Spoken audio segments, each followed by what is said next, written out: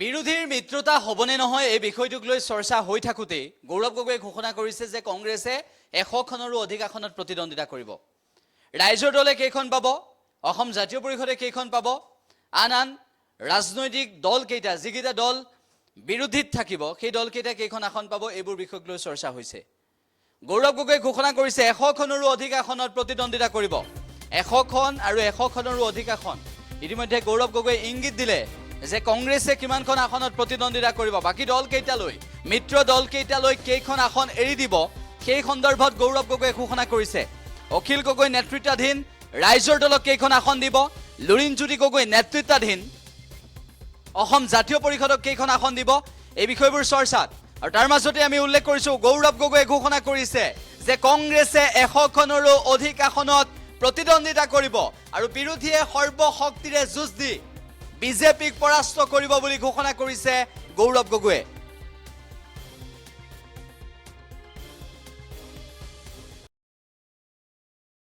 ইতিমধ্যে আমি সংকল্পবদ্ধ যে আহা বিধানসভা নিৰ্বাচনত আমি সকলোৱে একত্ৰিত হৈ বিৰোধী দলসমূহ আমি একত্ৰিত হৈ আগবাঢ়ি যামগৈ। আমাৰ ইতিমধ্যে আমাৰ সিদ্ধান্ত যে 100 সিট 100খন আসনৰ ওপৰত কংগ্ৰেছ দলে প্ৰতিদ্বন্দ্বিতা কৰিব আৰু বাকীকেইখন আসনৰ ওপৰত আমাৰ বিৰোধী দলসকলৰ মাজত তেওঁলোকৰ মাজত আলাপ আলোচনাৰ যোগেদি আমি ভাগ কৰিম।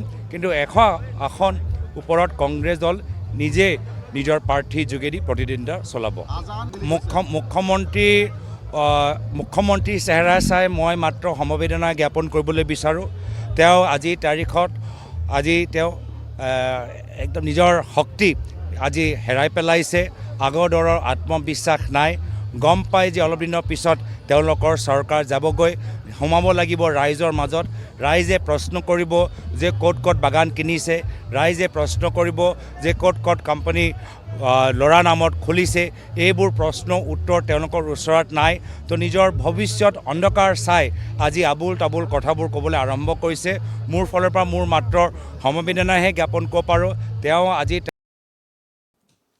আমি ইতিমধ্যে উল্লেখ কৰিছোঁ যে বাংলাদেশৰ মুছলমানক লৈ যিটো সময়ত সমগ্ৰ দেশত সমগ্ৰ ভাৰতবৰ্ষত প্ৰতিক্ৰিয়া অব্যাহত আছে, সেই সময়ত কংগ্ৰেছেও এই বিষয়টো সন্দৰ্ভত মন্তব্য কৰিছে। তাৰ মাজতেই জনজাতিকৰণৰ প্ৰসংগ, কাৰ্বি আংলঙৰ প্ৰসংগ, এই বিষয়কেইটাক লৈ শেহতীয়াভাৱে ৰাইজৰ কাষলৈ গৈছে কংগ্ৰেছ। কিন্তু এই মুহূৰ্তত গৌৰৱ গগৈয়ে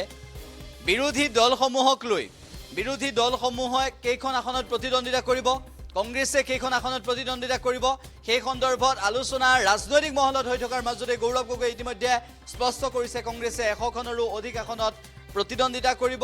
100খনৰো অধিক আসনত কংগ্ৰেছে যে প্ৰতিদ্বন্দ্বিতা কৰিব, বিৰোধী দলে কেইখন আসনত প্ৰতিদ্বন্দ্বিতা কৰিব সেয়া অত্যন্ত লক্ষণীয় বিষয়। কিন্তু তাৰ মাজতে আমি উল্লেখ কৰিছোঁ যে গৌৰৱ গগৈয়ে ইতিমধ্যে ঘোষণা কৰিছে 100খনৰো অধিক আসনত কংগ্ৰেছে প্ৰতিদ্বন্দ্বিতা কৰিব 2026ত বিজেপিক প্ৰতিৰোধ কৰিবলৈ, বিজেপিৰ বিজয়ৰ অশ্বমেধৰ ঘোঁৰা স্তব্ধ কৰিবলৈ কেনেদৰে গৌৰৱ গগৈ নেতৃত্বাধীন কংগ্ৰেছ আগবাঢ়িব আৰু কেনেদৰে বিৰোধী একত্ৰিত হৈ বিজেপিক পৰাভূত কৰিব সেই সন্দৰ্ভতো গৌৰৱ গগৈয়ে মন্তব্য কৰিছে।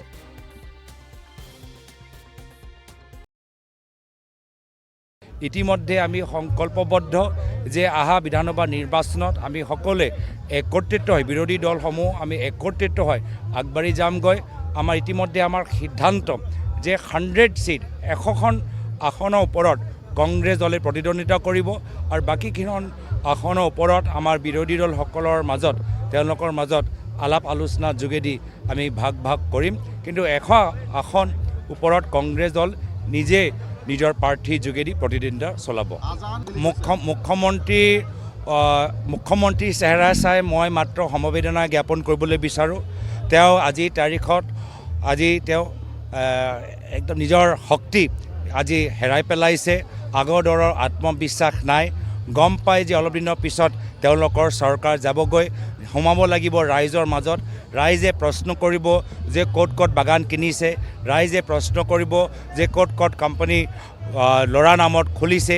এইবোৰ প্ৰশ্ন উত্তৰ তেওঁলোকৰ ওচৰত নাই। তো নিজৰ ভৱিষ্যত অন্ধকাৰ চাই আজি আবুল তাবুল কথাবোৰ ক'বলৈ আৰম্ভ কৰিছে।